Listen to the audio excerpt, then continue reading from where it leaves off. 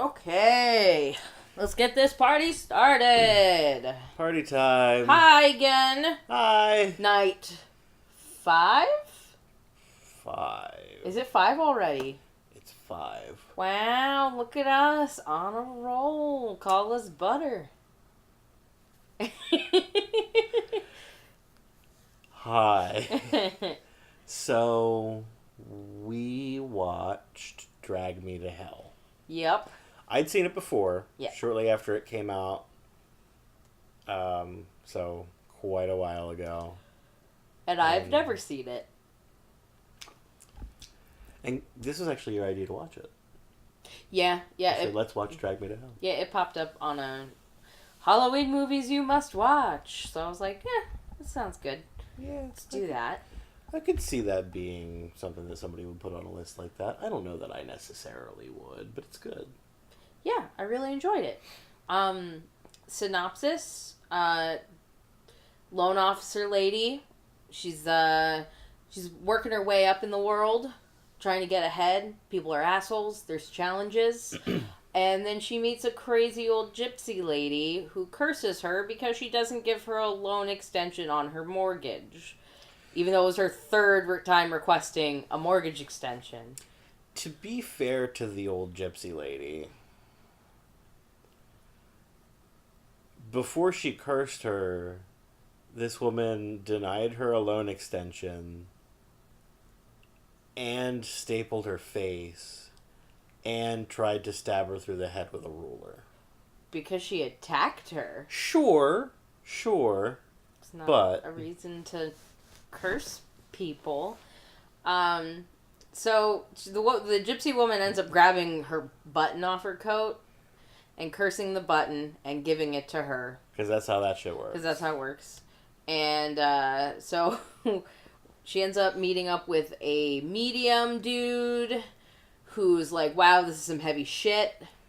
Yeah. You need to give me $10,000 so we can go see this lady. And in the opening scene, you see... I mean, that happens a little bit later. Yeah. But synopsis, overview, glossing. Well, in the meantime, before that happens, she tries other things, and she's also being tormented by this evil spirit. Yeah, she's like... They get right into the action. The opening scene's a flashback, and it's this kid that's possessed because he stole a silver necklace from the gypsies. Which, by the way, this movie's a little insensitive to the Romani people. just get that out of the way. It's about a gypsy curse. Yeah. And then pretty much right away it throws you right into her getting cursed, pretty much. Yeah. And then she's just tormented for the next 45 minutes. Yeah. Yeah, because it's like when... Like, the way the curse works is the person doing the curse will take an item from somebody, curse it, and give it back to them. And then it takes 3 days of constant torment. Mm-hmm. Before the demon will then come and drag their soul into hell. Apparently it'll drag their whole body into hell. Yeah. But I'm guessing that only the soul survives the trip.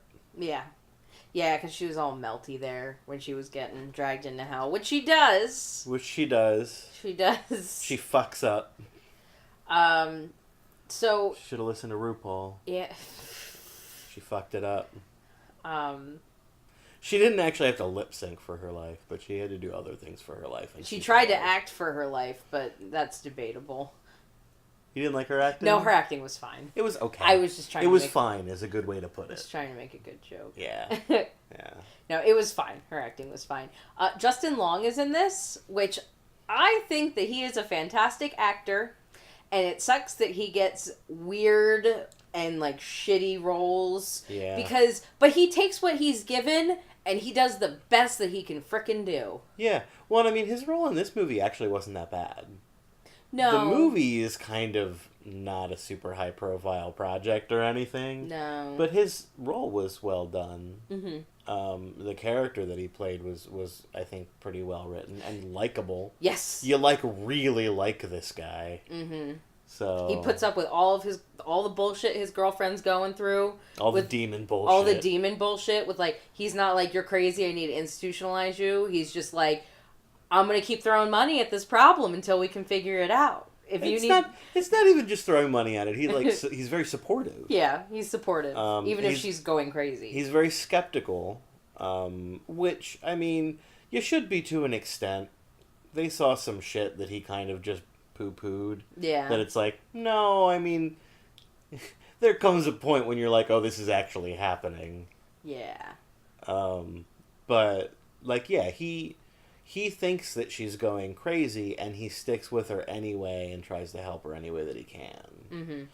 To the extent that at the end of the movie, even though she is still clearly kind of crazy from his perspective, mm-hmm.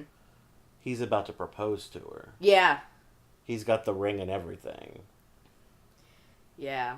But, It takes a lot of guts to marry a crazy person. I should know.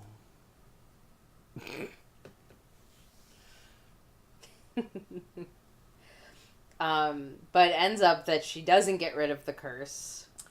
Nope. Because eventually, after we try 2 animal sacrifices, because she killed her sweet little kitten, because the medium guy was like, hey, you need to sacrifice an animal to try and appease this demon. It was a tiny little kitten. Like, they could not have big. had this cat for more than like a week. Like, super tiny. It was the kind of tiny that kittens don't stay for very long. And she stabs it, and there's so much blood.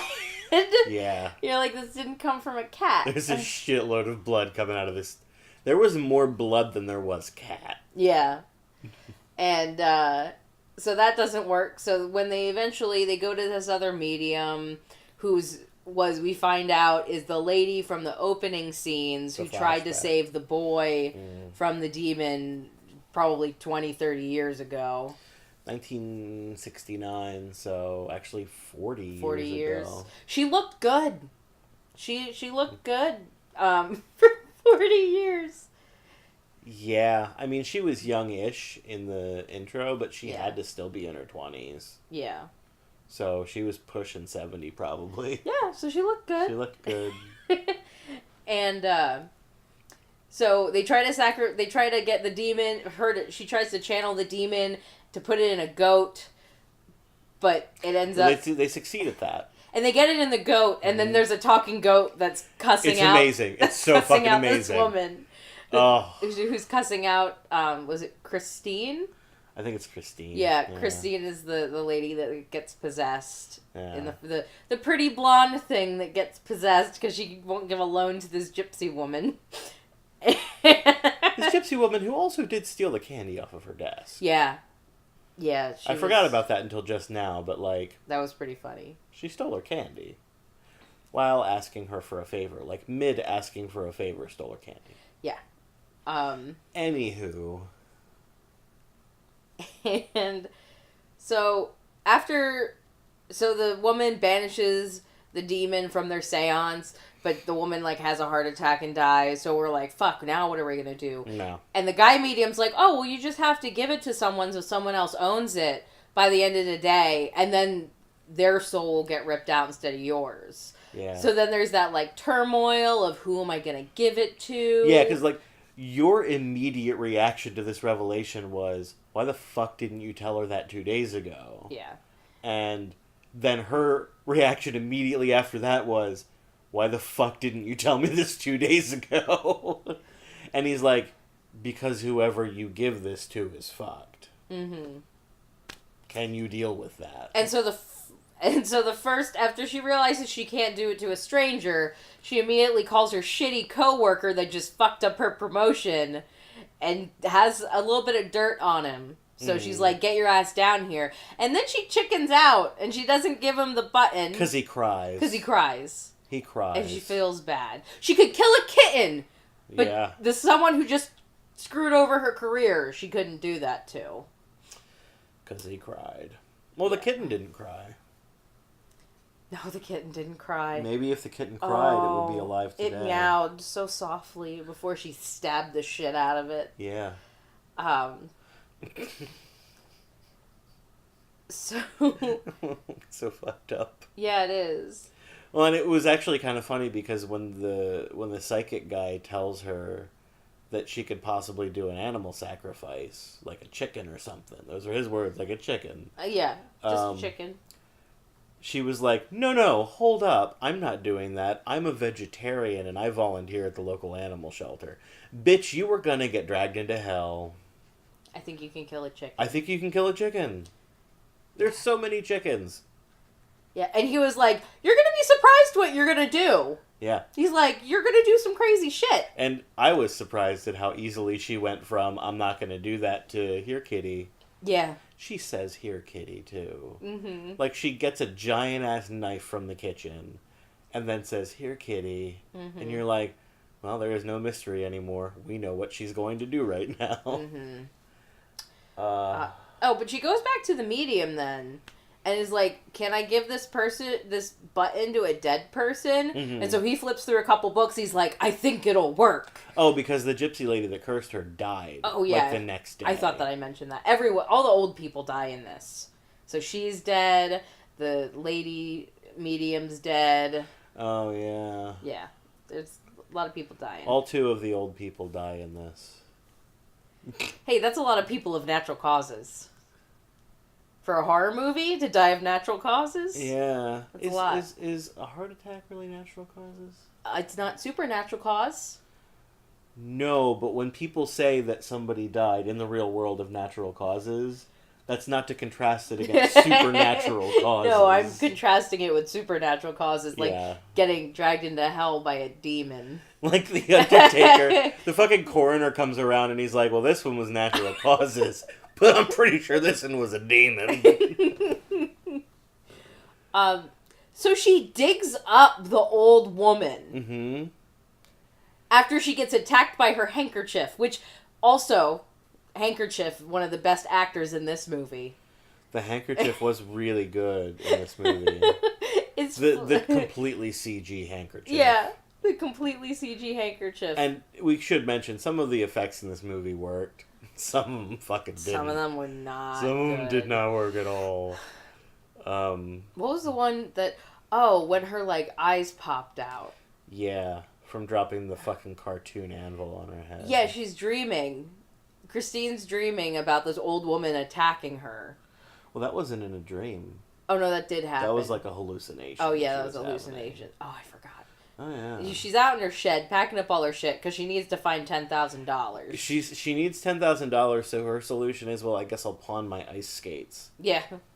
Like, she gets every little thing that she can sell from around her house and takes it to a pawn shop, thinking a pawn shop would give you $10,000 for anything. Yeah. She got $3,500, which was kind of impressive. It was like, it was somewhere in the $3,000 range. That's far more than I would have thought she'd get. But so the old woman's attacking her in the shed, and she sees a rope, and she follows the rope over the pulley and down to what's hanging on it, and it's an anvil. And it's like, are you metal smithing in your shed on the weekends? And even if you are, who hangs an anvil from the ceiling by a rope? Yeah. That's not how you store those. That's a lot of unnecessary extra work. Yeah, so she uses her ice skates that she has in her hand to saw through the rope and drop the anvil on the old lady's head, which, like, cartoonishly her eyes sploosh out of her head and, like, onto her face, but it's like, ugh. Yeah. But it's just, it looks like ketchup and mustard and some, like, gelatin eyeballs that they just threw. It was. There was mustard in there. It wasn't just ketchup.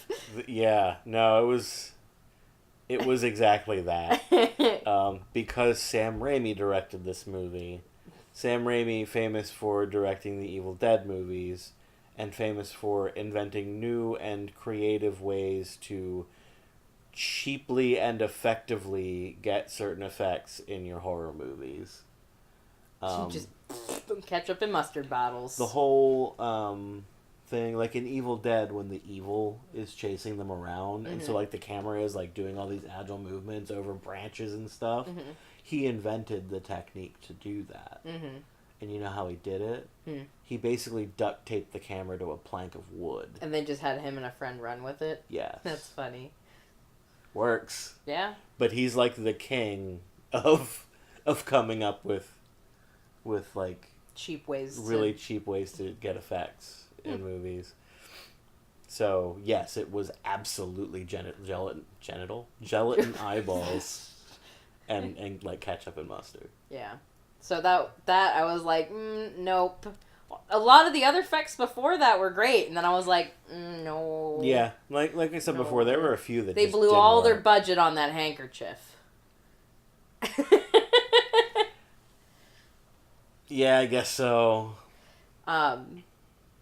So she digs up this old woman, and of course it's raining.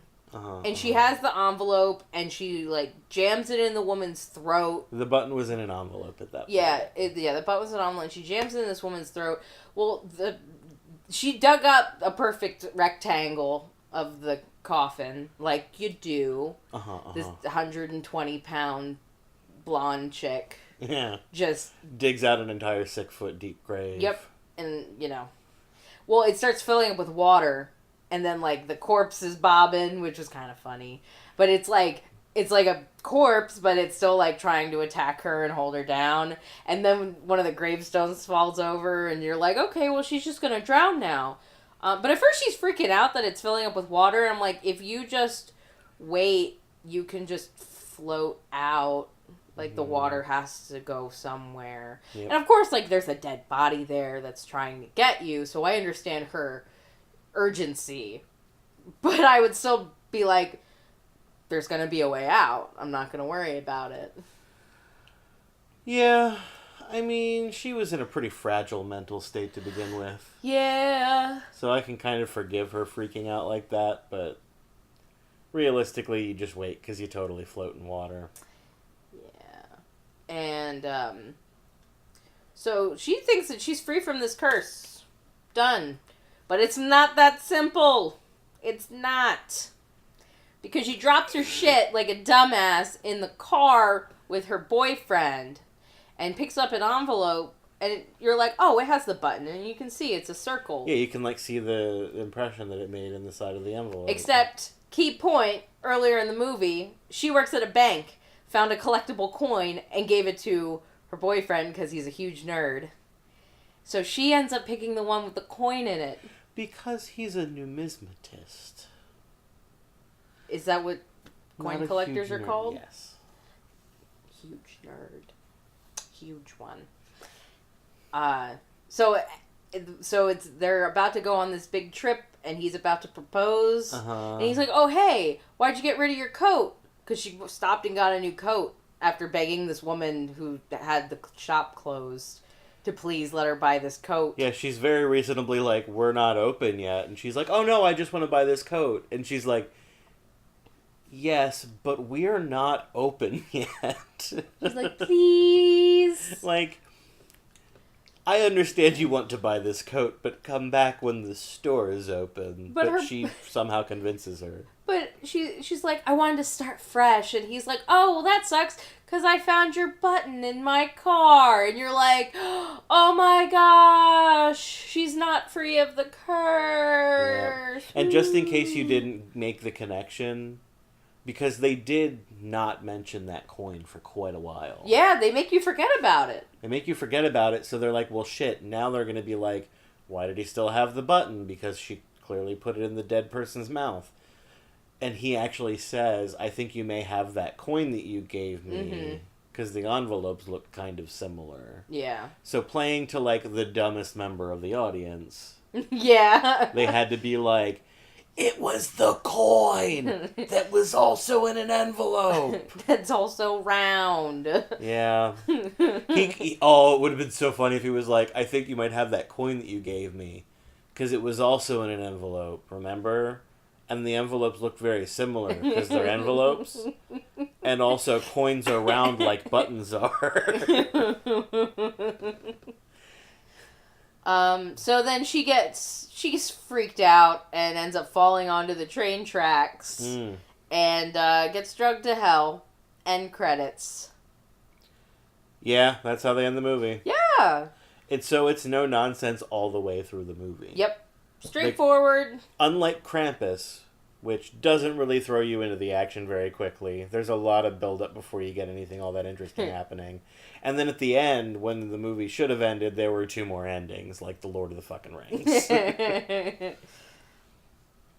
But overall, I really enjoyed it. I'm glad that we watched it. Yeah. It's a movie that, if we didn't watch it for this, I would eventually have suggested that we watch it anyway. Yeah. I was going to say, I really enjoyed the Evil Dead movies, so this definitely was going to be on the list sooner or later.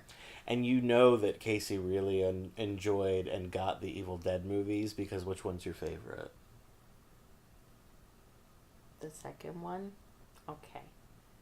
I had to think. I don't want you to give me the right answer. I want you to give me the honest answer. No, it was the second one. Yeah, you told me that after we watched Army of Darkness. Yeah. You were like, I still like the second one best. It would be 2, then 1, then 3.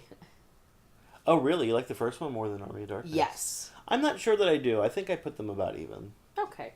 Well, this was a review about Drag Me to Hell. Oh, yeah. We're not reviewing the Evil Dead movies. No. Maybe next Halloween.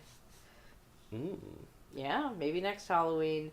But do you have any other words that you want to make come out of your mouth?